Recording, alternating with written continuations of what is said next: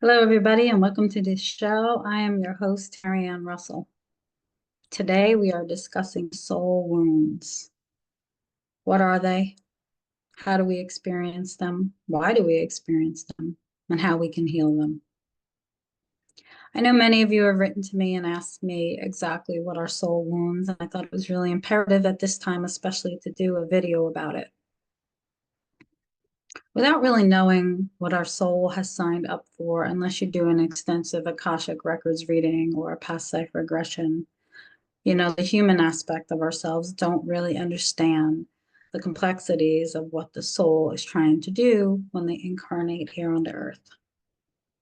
So, a little bit about what my job is to go in and find out what your soul wants to experience, what those soul wounds mean for you, and how to heal those on a soul level.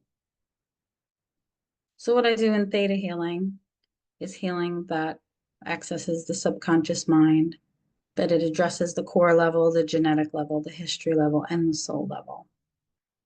And what I found over the many years of doing theta healing is that there is a huge need for the soul healing. Some people call them soul wounds that we come in with, and our soul wants to work to progress through this incarnation to work through those and heal those once and for all. So when they do come back again, they won't have to experience those same wounds. So, what are soul wounds? Soul wounds are deep. They run very deep into the cellular memory, the cellular layers. They can either be emotional or spiritual, but they're like a lasting scar. They need healing. And it starts in early childhood, often where we see that what we've chosen to come in with, who we've chosen to be our parents, will sort of put us right in the lane that we need to get into to access those soul wounds and face them throughout our life. Soul wounds, and really any wounds, trauma at the core level, genetic level, history level, or the soul level, can bring on anxiety, depression, um, lack, loss, loss of self-identity. Who are you and why are you here? Self-esteem, self-worthiness. There's 5 core wounds that I like to talk about when I'm doing this type of work and this type of video today. So first, let's talk about why do we experience these soul wounds? And we come in to experience them to grow and to incorporate those, right? Without even having the knowledge or knowing, our soul knows. And so often we are left on this trajectory, this path, if you will, of seeking instances or people that align with bringing us these wounds or helping us to see these wounds or bring in those wounds for us. Most likely in early childhood, it's our parents.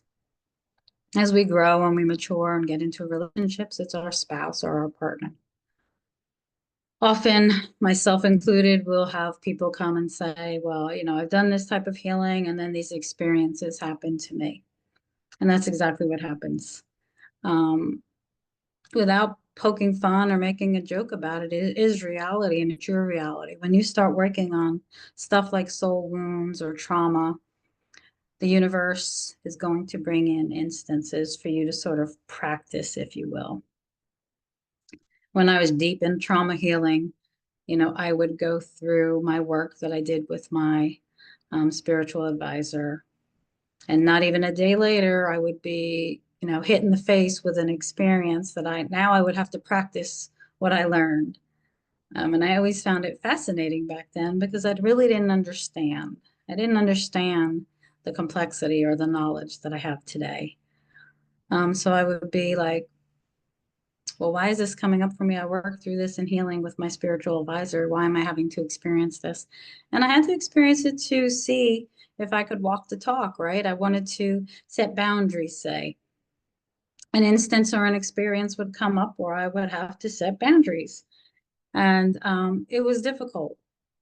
But as I go back and I look at those experiences, I look at those soul wounds, and they had brought me the greatest strengths, the person that I am today. I would not be this person, but had not had those experiences. So sometimes that's thought as the higher perspective of thinking when we go through hard times or challenges or obstacles in our life. Okay, so let's talk about the first one, the 5 soul wounds. The first one is rejection. Rejection as a child, you may feel non-acceptance. Rejection as a child can be simply that your parents did not have time for you. Say both of your parents worked outside the home and you were left alone a lot, or left with a caregiver, left with your grandparents, left with your older siblings. Often rejection comes in the form of, I can't, I'm too busy. I don't have time for you to do that. I don't have time for you to today. So they really don't even have to be, emotional abuse or trauma, which they can be, but often there's something very little that starts and you hear it enough times and rejection sort of sets into your field, sets into your soul. This non-acceptance of yourself, you're not worthy, nobody has time for me. Those get embedded in the cellular level and they affect your beliefs and your thinking about how you go about your life. So we learn to repress or withdraw as a child when we are told someone doesn't have time for us. And now life, as we get older as an adult, life will bring us more experiences to sort of say, we don't have time for you. So that repression, that withdrawal that you feel, it's real. But those instances, those challenges, those obstacles are for you to look at what that wound is right in the face. As an adult, you may seek out solitude then, not want to be in a relationship, find it very difficult to be in a relationship. You may feel different from your family. This was a huge one for me because I grew up in a family and I was the only one that was different. And it took me a long time to be able to really be at the point where I am now to accept those differences in my life. But I didn't have the knowledge that's available today. You didn't talk about these things when I was young and growing up. Today, the knowledge is much more available to us. We don't ask for help. Do you take on things for yourself? Do you do everything by yourself? I can do it, right? I don't need anybody to help me. That comes from your wound of rejection. Are you a perfectionist? Another big one for me. Are you a perfectionist? Perfectionism really is the feeling that it'll never be good enough. Whatever you do will never be good enough. So you keep continuing to do and continuing to do until you can get it perfect, but yet it never is perfect. I think about artists often or writers. We get to a point where we actually have to physically make ourselves stop because the perfection, you can keep going and rewriting, re-editing, redoing your picture and it would still not be good enough. So you have to sort of physically pull yourself away from those situations. Now, the second soul wound I want to talk about today is abandonment. So who out there has some abandonment issues? Abandonment's a big one. I see a lot of people with abandonment issues, and including myself as a young adult, I had a lot of abandonment issues. And the universe gave me 2 husbands that would abandon me. So that self-fulfilling prophecy that I wasn't good enough or I was too needy, those would come through in my relationships. So as a child, what does abandonment feel like? You're not getting your emotional needs nourished. Maybe your parents weren't emotionally available. That's a big one for parents who are boomers or parents that are Gen X's. A lot of times we have emotionally void parents. So that behavior is learned. And sometimes, I'd say probably at least 50%, we go into life And we either are emotionally unavailable or we're the complete opposite and we over give. So as a child, it can feel very lonely. If you have a parent that doesn't acknowledge your feelings or your needs, it can feel very lonely. Why are you like this? Why are you so sensitive? Why are you so loud? Why are you so needy? Why do you need all of my time? And so as a child, it becomes lonely and you sort of, again, sink into that feeling of abandonment, going into not only the physical body, the mental, emotional, and the spiritual body. Deep within the soul, it's felt. As a child, you may become more dependent. You may revert back to, acting like a baby to try and get attention or be an attention getter as you get older into your teenage rebellious years. What does that look like for you if you look back and you think about your teenage years? I was a rebellious teen. I was seeking attention in the wrong places because that's what I had not gotten from a positive reflection. So I was seeking it in a negative. We want to be the center of attention. We can cause drama and chaos wherever we go. And I've since learned with the healing that I've done that I'm much more now a peaceful, confident person in what I do.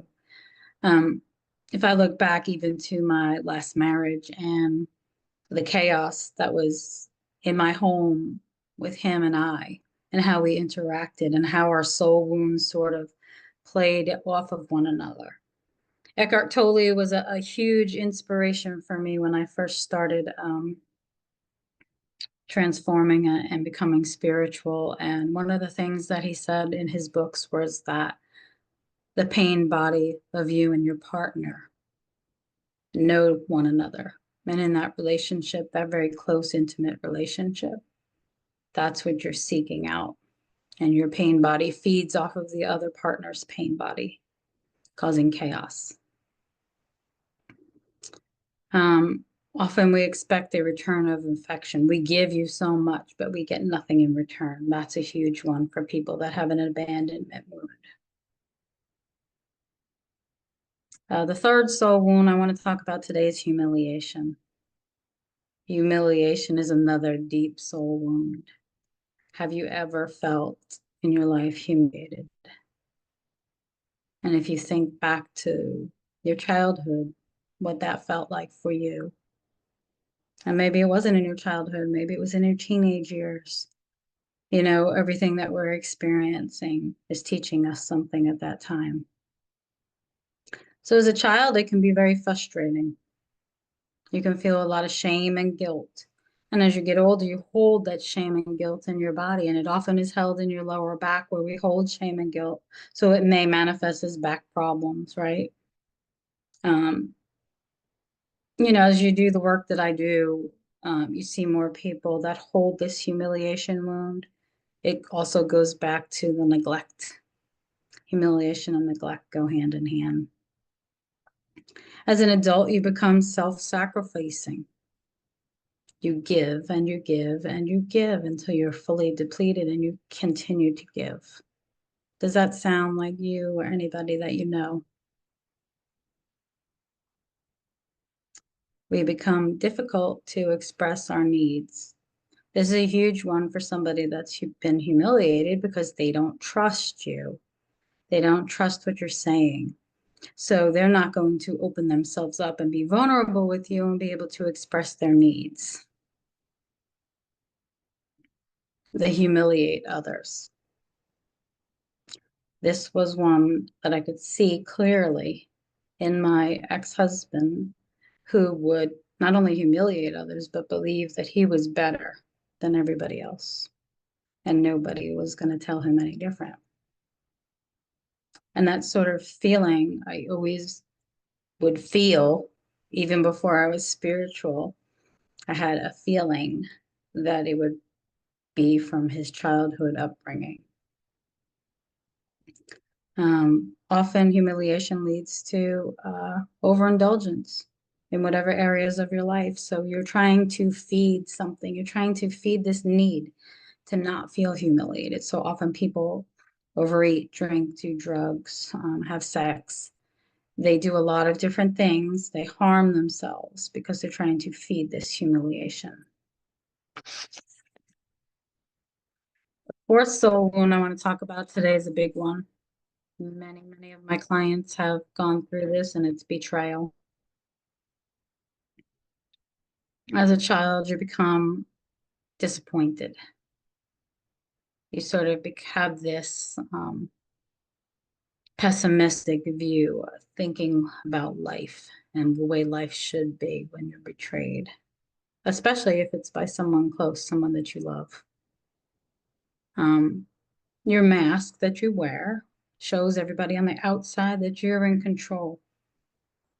People may look at you and think, wow, they have it all together. They totally have control of their life, but they don't know that behind doors, you're wearing that mask. And in reality, you're controlling every aspect of your life because you don't trust others.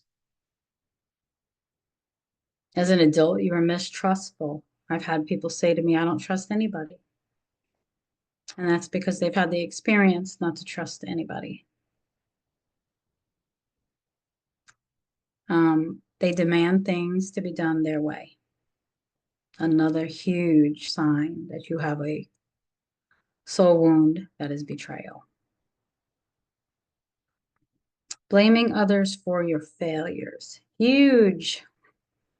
I can't say it enough. Huge. A huge sign that you have a betrayal soul wound. And number 5, injustice. Do you know somebody, or are you that way? As a child, we emotionally repress things. Again, often that happens with many of these soul wounds in childhood. Becomes repressed. As an adult, we are rigid. Do you know somebody that's very rigid? We have to do things this way. We have to be here at this time. We have to go to this place.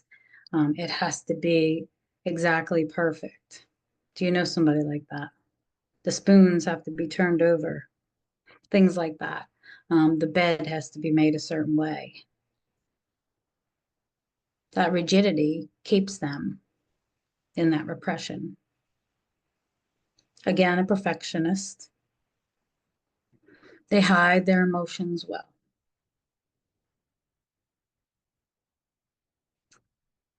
They have difficulty receiving.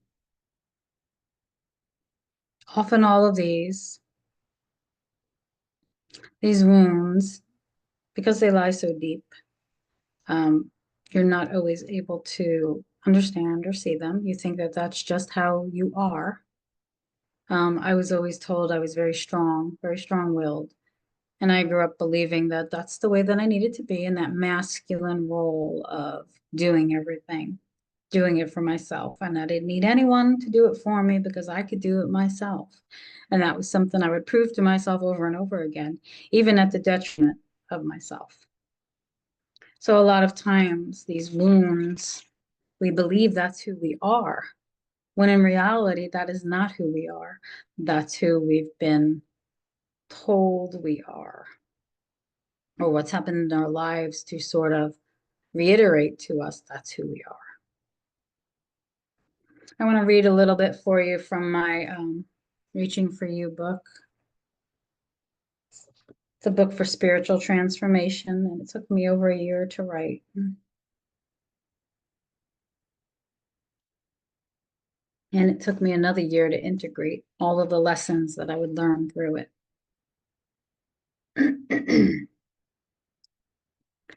So today I decided to come to Sedona. I came back home. We had been away from here for a while, but I knew my home was calling me today. This place holds so much expansive energy. Often people speak how it shifts something within them. There is healing to be found. My guides tell me that Sedona was created for this purpose. Even if those who come here do not understand it with their conscious minds, They feel it within their hearts. The drive 2 hours north to Sedona, and the energy is very different from where I live in the valley, as we call the metropolis of Phoenix. I've adjusted to the lower frequency energy here, but I am called back to Sedona every weekend to work and play in the energy. Here I feel magic, and I feel it within every cell of my body. I feel a connection to the people I'm with and the harmony that resides within me when I'm there. Here, everything is clear. I know my soul longs to be home in Sedona. I make the arrangement work, and it's a long, peaceful drive north into the beautiful mountains. It gives me time for reflection. I receive many messages while driving, and it's a time of meditation and oneness. I could lament in the fact that I no longer live near Sedona or in Sedona, but I trust this is how things are supposed to be in the moment. And when the time is right, more will be revealed.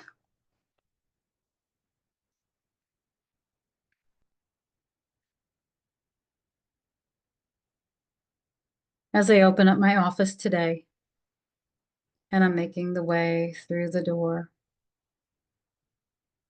my soul is whole. I hear the words, the embodied soul. And soon I'll find out what this means. But like food, information is to be digested slowly and processed. It resonates deep within me as euphoria overtakes me.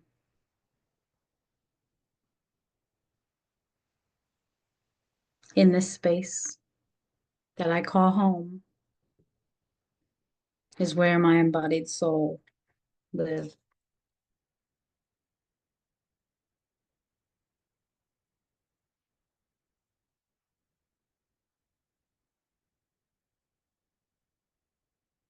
So as my soul continues to guide me and I listen, I can see the world is a reflection of my thoughts, not to be labeled as good or bad or negative or positive, but to be aware of them and to move out of the limiting spaces that keep me stuck.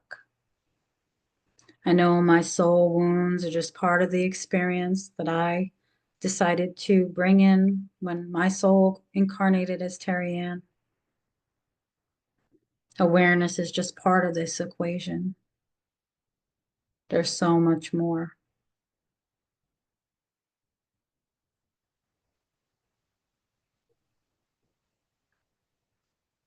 As I'm completing my internal work for the morning, I'm guided. I understand. I understand how important it is for me to raise my frequency, how important it is for my cellular body to be intact when I'm going through these upgrades and downloads. My soul is aligned with Source. Thus, I trust and I understand that every experience I've been given has been a part of me for a reason. This work has prepared me to be the vessel for these transmissions, and it required me to live in my body like never before. And because of my childhood traumas that I experienced, they uncovered deeply buried memories. Each step into that pool was like getting further into freezing cold water. It was scary and it was painful. The further I went in, the harder it became. Integrating these energies with what would be needed from me. I would need to practice, adjust, and take another step further into the water. Just as everything within me was screaming, turn back. My intuitive hits were coming in strong. And I was updating so many areas of my life. But my physical body was fatigued. My soul needed to rest. I took these dramatic changes and I listened to what my soul was telling me. It's very important when we're on this path to not only understand and see the higher perspective of what's occurring or what has occurred in our life, but it's important to know how do we heal these soul wounds. Our soul didn't incarnate here to hurt us. Our soul incarnated here to learn these experiences and grow from these experiences and chose us, each one of us, as the vessel for that healing. So how do we heal soul wounds? There's many different ways to heal soul wounds, and my way is not the only way. But I would say number one in healing any type of wound is to be aware. Be aware of which wounds and which traits you hold. The person who knows us best is ourself. The person who you look in the mirror every day, the person that you hide from other people, that person. Those are the traits. That's what you're holding. And that's what needs to be let go of. Number two, accept. Take a look at yourself from a non-judgmental perspective. Understand that this is part of the human process. We've all chosen this. We all agree that we have a soul and that we've come here for a purpose.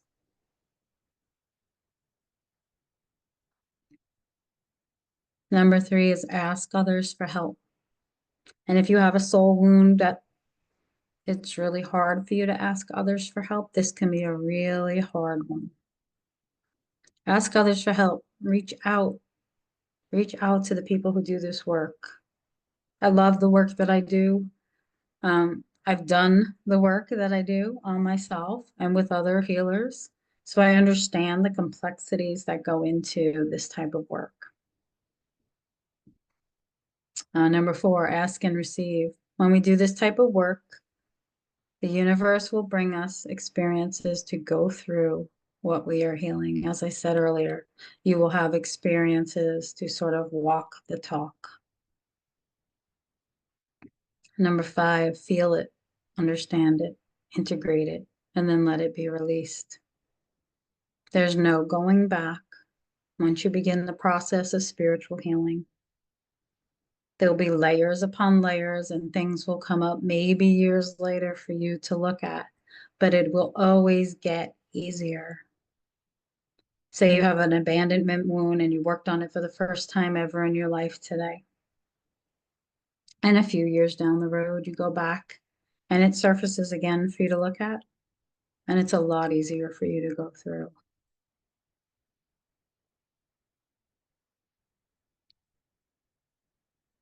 For me, this has been an ongoing lesson in life. The spiritual journey is not a destination, it's a journey. And it will continue until your soul leaves this planet. So what I do when I do theta healing is I work with the subconscious and the conscious with the creator. And theta healing is very gentle. There's no reason for you to relive your past traumas. As we go up and we connect in the seventh plane of creation with God and your angels and your guides, you're in a very safe and protected space. I love theta healing because unlike Reiki, which Reiki is beautiful for helping open up and release what that is, theta healing goes deeper, deeper into that cellular memory, deeper at the core level, deeper at the genetic level, the history level, and the soul level. If you look back to things your grandparents or your parents said, for example, about money, money doesn't grow on trees. We've all heard that, right? Well, maybe we all haven't, but I know I heard that. We grew up with a belief that money does not grow on trees and money is hard to get. And when we have that belief, money is hard to get. So we have to work through where that came from, the core level, genetic level, history level, or soul level. And when we're able to narrow it down through theta healing, we're able to make amazing shifts in our beliefs. And we make amazing shifts in our beliefs, we open up a whole new world before us. Our life will change. Everything changes. So I hope you enjoyed my show today about soul wounds. I'm going to be talking a lot more about soul wounds. I'm going to be doing a um, theta healing for regret in Circle, which is a new app that's out in a group called the Soul Alliance, Soul Circle Alliance. If you're interested, you can join as a seeker. And we have tons of free information, free videos, things that we share on there. And that's paid membership also. You can access things like private videos and stuff like that that are specifically for seekers.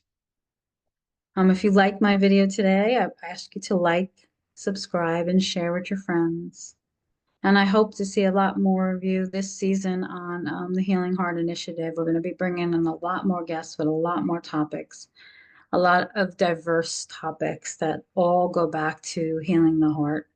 And as my business sort of shifts and changes into this new role that I'm stepping into, the podcast will shift and change as well with some of the discussions we'll be having.